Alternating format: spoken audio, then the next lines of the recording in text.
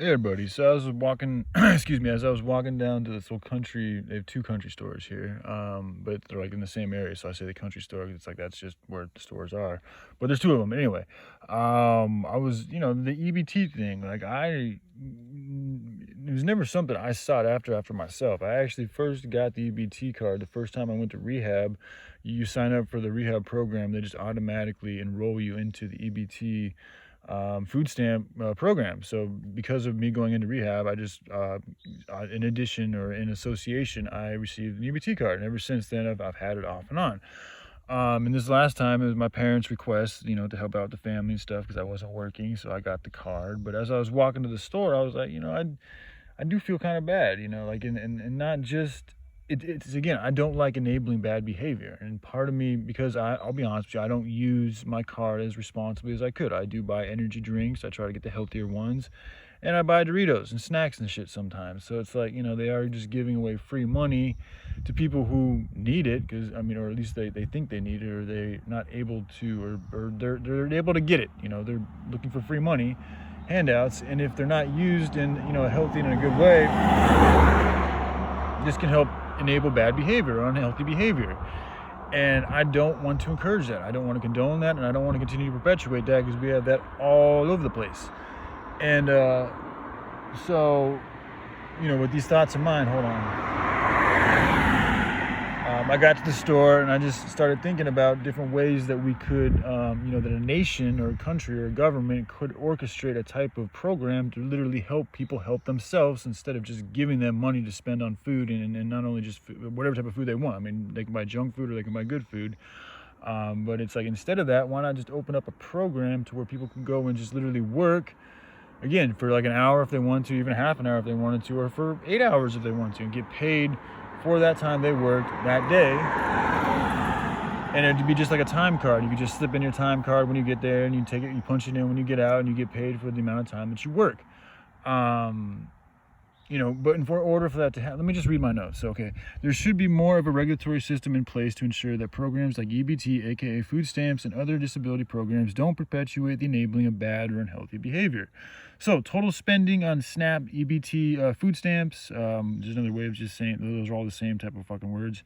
Nationwide increased 44% to $113.8 billion in the fiscal year of 2021. I had no idea we were spending that much money on food stamps. Like, upon seeing that, it just kind of like encouraged why I was feeling this type of way. Like, it is fucked up. Like, that's way too much money that we're just giving people, and they can spend, and a lot of people do fucking scam it, and they trade people their food cards for money, and So there's a lot of bad behavior that is enabled because of these programs, and they don't have to be done this way. And there's another way to help people help themselves, but beyond just giving them shit. So that's what I want to develop. Let's continue on here. So it rose to so national enrollment rose 4% to 41.5 million people on average each month. So that's almost 1 in 5 people here in the United States receive food stamps, which is a lot of people. So let's move on.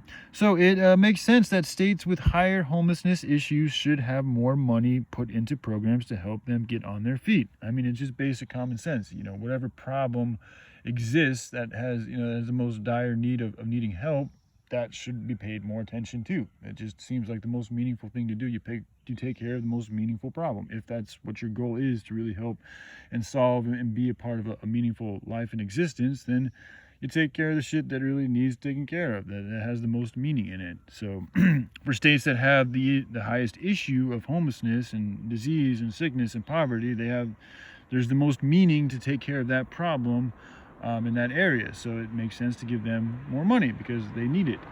But again, it's about they use it, not just giving them the money, developing programs to actually help solve the root cause of the problem that is perpetuating that homelessness, sickness, poverty, whatever it may be.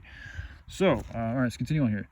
So these programs should, if they are to serve the betterment of all, be designed in such a way that they actually help people help themselves instead of enabling poor, bad / unhealthy behavior.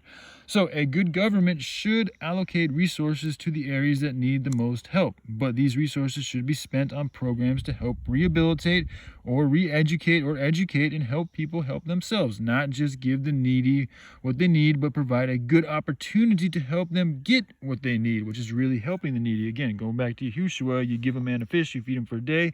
You teach a man to fish, you feed him for a lifetime. So it's the same principle. All right, so not everyone wants to rent/live in an apartment or a house, and a good government should have a system to help people do so.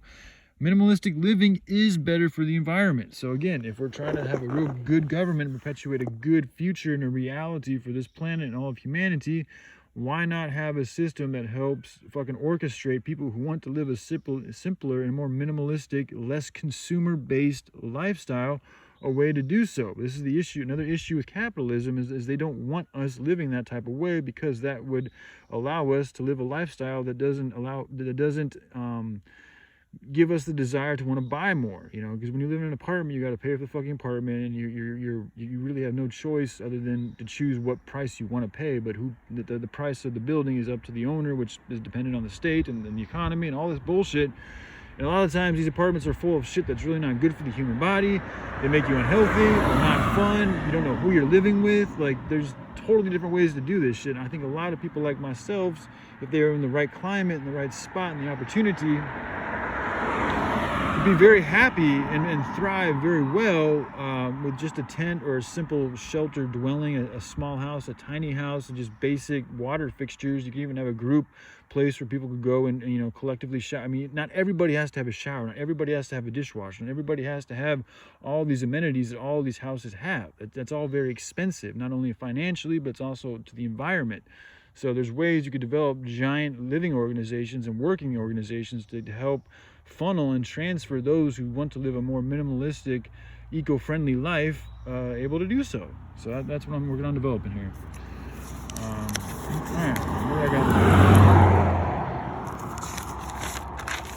So, alright, just to continue on, this is kind of long for this video, but yeah, I might make a second video. But alright, I love you guys. Y'all take care. Bye.